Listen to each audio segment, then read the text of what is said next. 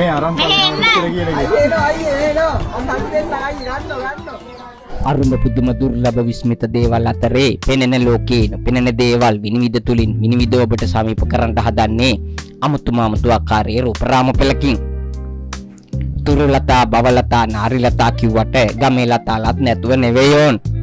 සමහර ලතාලා භවයට ඇලිච්ච ගැලිච්ච වෙලිච්ච නිසා බවලතා කියනවා.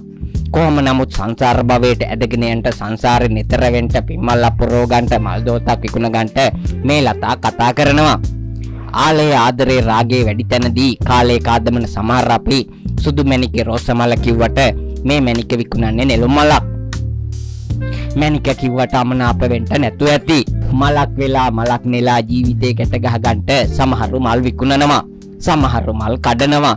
සමහරු මල් ගන්නවා.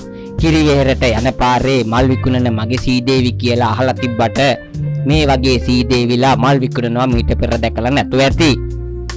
පින්වන්තයෝ අතර ප්‍රේමවන්තයොත් ඉඳලා හිටලා එනවා යනවා ඇති. හොඳින් බලන්නකො ගැනිල්ලට විකිනිල්ල ඇන්දෙනවා අන්දනවා. දිනත් එකකට පුතේ ලස්සන ගෑල්ලම දෙන්නේ ලැබෙන්නේ. ගෑල්ලමයි දෙන්නේ. ගෑල්ලමයි හිටියනම් අපිට මේම දවස් 4ක් පාදයාත්‍රාව ගිහලා අතල්ලේ දේපා. පාදයාත්‍රාව ගියා වල? දෙයියෝ වෙන පාදයාත්‍රාව ගිහින් අන්තිම දවසේ අද. ඇයි ඒ? පාරේ යන්නේ. මේ මාළු සල්ලි නෑ. ඇයි තව දවස් තියෙනවනේ ඈ? සර ෆ්‍රී දීලා දින් 500 ආයෙ දෙන්න. ඇයි ෆ්‍රී දුන්නේ? මන්දරෙන් පොඩේ. එපප සල්ලි අන්දන අය අතරේ මේ වගේ අඳින අයත් මේ ලෝකේ ඉන්නවයි කියන එක හොඳට මතක තියාගන්න ඕනේ. යක්ෂයෝ අතරේ දක්ෂයෝ අතිදක්ෂයෝ කියන්නේ මෙන්න මේ වට තමයි තින්. දුන් හිඳත් පන් හිඳෙන් අඳින්නට ඇත්තේ මෙන්න මේ වගේ වෙන්න ඇති. ගෙත්තමටත් එහා ගිය සිත්තමක්. අපූර්ව නිමාවක සුඳුරු සිනාවක්. බැලින්නම් ඒකත් එක්තරා ඉනාවක්. ඉනාවක් කිව්වේ රටක් ලෝකයක් හඳුනන විරල දුර්ලභ චරිත දෙකක්. රුවක් කැදෙනවා කවුද වෙනවා කිව්වට හැබෑටම ඇවිදිලා තියෙන්නේ මේ දෙන්නනේ. හෙළ සිනමාවේ නොමකෙන සලකුණක් ලෙස සිනමා ඉතිහාසයේ රන්නකුරින් නම් දරූ ඒ අසාය රංගදරයා විජේ කුමාරතුංග මහතා වගේම ක්‍රිකට් ක්‍රීඩාවට උපන් හපන් කුමාර සංගක්කාර මහතා. දෙන්නම කුමාර නිසා මේ වගේ මාර වැඩක් කරන්න හිතෙන්ට ඇති කියලා අපටත් හිතෙනවා.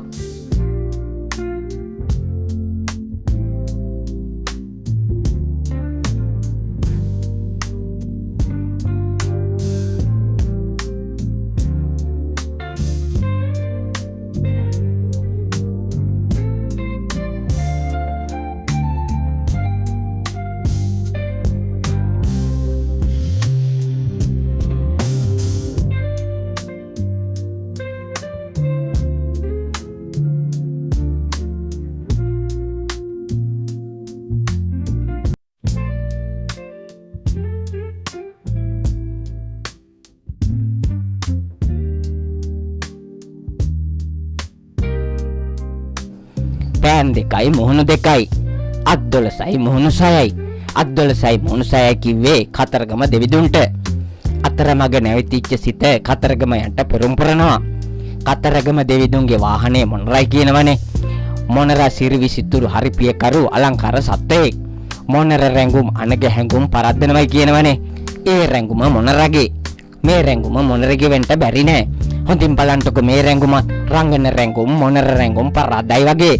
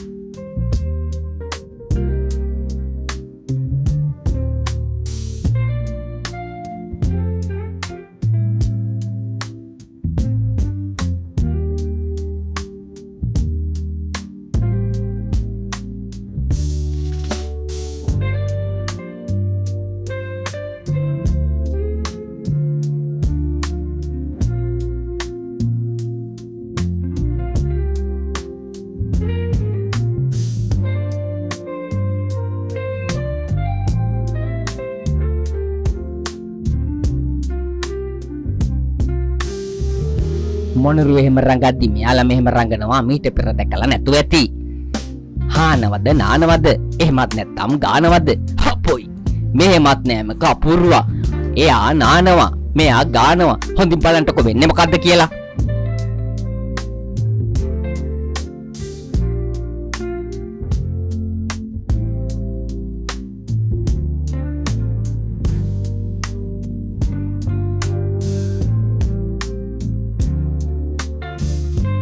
කොරියට යන ලොරියට අලිවලි දාන අපූර්වා. එහෙම ගහන අය අතරේ මෙහෙම කරකන අයයි කැරකෙන අයයි ඉන්නවයි කියනවනේ. කැලැල්ල වැහෙන්න වලල්ල දාගෙන තාලයකට රිද්මයකට වේගයකට කරකනවා. ඒකත් කැරකෙනවා. එව්වා එහෙම වෙද්දී මෙව්වා මෙහෙම වෙන්නේ කොහොමද කියලා හිතෙයි. මෙයාලගේ පතුල් තල්පොල් කිතුල් වලට හරි අපලයි කියනවනේ. අලිවලි දැම්මට මේ අලි හරි බලි වගේ.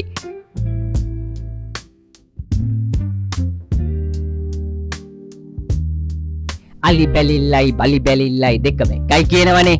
හොඳින් බලන්නකො අලි වගේද බලි කියලා. මිනිස්සයා මුනුස්සයා වෙලා ඉටි රූපේ කොටි රූපේ වෙලා. මෙට්ටි බලි වගේද කොටි බලි. පනින්න කොටි අතරේ නටන කොටි ඉනවයි කියන්නේත් මෙන්න මෙව්වට තමයි ඉතින්. වර්ණයකට ජීවයක් එක්කාසු කරලා අපූර්ව කොටියක් නිර්මාණය කරලා පැටියා නටද්දි කොටියා නටනවා. ඒ පැටියා වගේද මේ පැටියා. මේ පැටියා දරු පැටියා.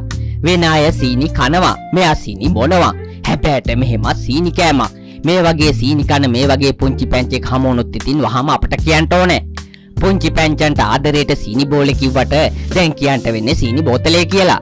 කේතලේ වගේ බෝතලේ ගාවට ගිහිල්ලා සීතලේ සීනි බෝතලේ කන අපූර්වක්. මෙයාත් හැබැයිට හොත් පොලේම දාගෙනද කොහෙද? අපි කිව්වට එහෙම මෙයා පුංචිම පුංචි මලක්. මීට පෙර අපි අර මල් මේ මල් ගැන කතා කළාට කෙහෙල් මල් ගැන කතා කරන්න අමතක වුණා. කෙහෙල් මල කියන්නේ මව්මරා උපන් කුපරයි කියනවනේ. කැන කපද්දී ගහ කැපෙනවා. සාධනීය හේතුවකට ඛේදනීය හේතුවක් එකට එක්කාසු වෙලා එහෙම වෙද්දී සත්ත්ව ලෝකෙ මෙහෙම වෙනවා කියලා දැකලා නැතුව ඇති. මව්මරා උපන් කුමරා කියලා මෙයාටත් අපි කියන්න හේතුවක් තියෙනවා. ඒක තමයි අහේතුව. බත්කූරගේ ජීවන චක්‍රය නිර්මාණය වෙලා තියෙන්නේ මෙන්න මේ විදිහට.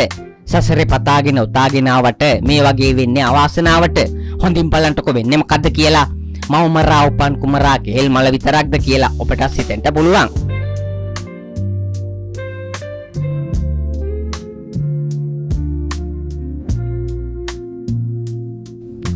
ස්වභාව ධර්මයාගේ අපූර්ව නිර්මාණ අනන්ත අප්‍රමාණයි. සත්ත්ව ලෝකයත් හරි පුදුමාකාරයි. මේ වෑයම නොදරුවා දරුවා කරන්ටයි. කැටි කැටි මැටි කුටි කුටි ගෙනල්ලා ඉටි වගේ සැදැල්ලක කැදැල්ලක් හදන මෙයත් හොඳ පෙතරේරුවෙක්. ඒ කුඹල්ලු වගේද මේ කුඹල්ලු කිව්වලු. මඩ පෝරුව මගුල් පෝරුව දැක තිබ්බට සක පෝරුව දැක නැති අයත් ඉන්නවයි කියනවනේ. සක කියන අර්ථයෙන් අර්ථවත් වෙන්නේ රෝදේ කියන එකයි. කට කැඩි කලේ දිය උකුලේ කතාවට අදපන පෝනවා කුඹුලේ ලතාවට. හොඳින් බලන්නකො වෙන්නේ මොකද්ද කියලා. අනලා වනලා පදම් කරලා තලලා ගත්තු මැටි කැටි සක පෝරුවේ කැරකෙන හැටි. කිරිකිරි ඇඹරි ඇසේ නානාදේ එනකුදු ගසාගෙන කරකන ඒ රෝදේ. අත්ලේ හැඩේ මතු කරමින් පෑදේ වටකුරු නිමාවක වළඳක් එහි සෑදේ. කිව්වොත් ඒකත් නිවැරදි. කුල 18 අවසන් පුරුකේ ඉන්නා මොවුන් තනන වළඳලු කවුරුත් කන්නා කියලා මදි.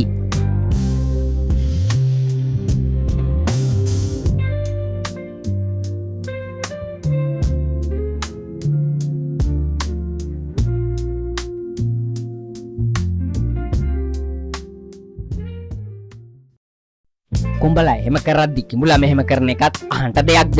හොඳින් බලන්නකො වෙන්නේ මොකද්ද කියලා. වැස්සි ගැස්සි උඩට අදිනවා. කිඹුලා ගැට්ටෙන් ඉඳලා නැට්ටෙන් අදිනවා.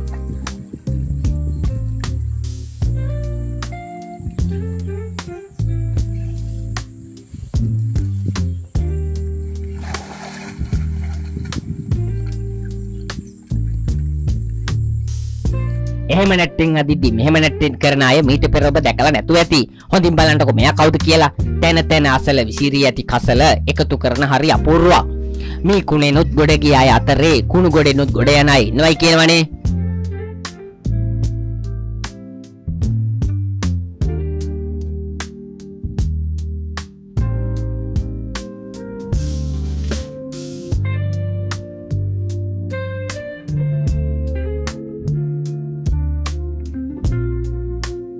ඒ වගේම තව සමහරු මේ වගේම ඇදගෙන යනවා. මේ අදින්නේ ඇක්ටේරියා. අස්සය දුවන්ට දක්ෂයා කියලා අපි හිතුවට ඇදගෙන යන්නත් යක්ෂයෙක්.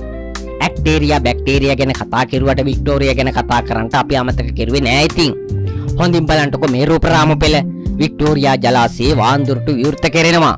දියරැල් කෙහෙරැල් වගේ රිද්මයකට තාලයකට පහළට කඩා හැලෙනවා. බාධක මැද ගලන ගගේ ලස්සන පේන බුබුලු නැගේ කියලා අපි කිව්වට මෙව්වට කියන්ට වචන නැති ගානයි. මේ නිර්මාණ අපට ලන්දේසි ඉංග්‍රීසි පොතුගීසි බන්දේසි වල තියලා වෙන්දේසි කරපුවා.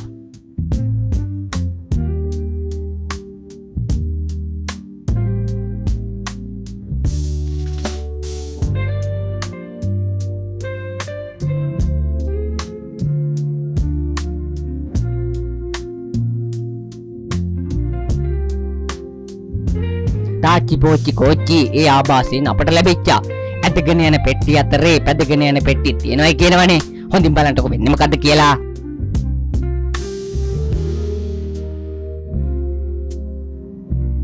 ඇන්ජිම ඇදගෙන යනවා. සමහරව පැදගෙන යනවා.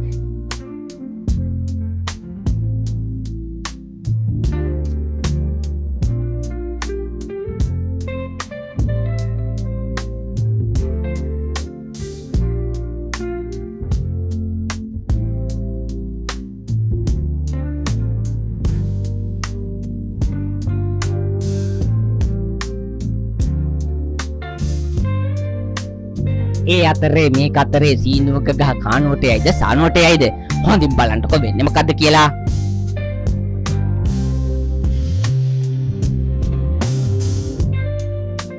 තොන් ගානක් බර ඇන්ජිමක් මිනිස්සු දෙතුන් දෙනෙක් එක්කාසු වෙලා හරවන අපූර්වක්. අඟුරු කකා වතුර බිබී කොළඹ දුවන යකඩ යකා කියලා අපි කිව්වට මෙව්වත් එක්තරා අරුම පුදුම නිර්මාණ කිව්වොත් අපි නිවැරදි.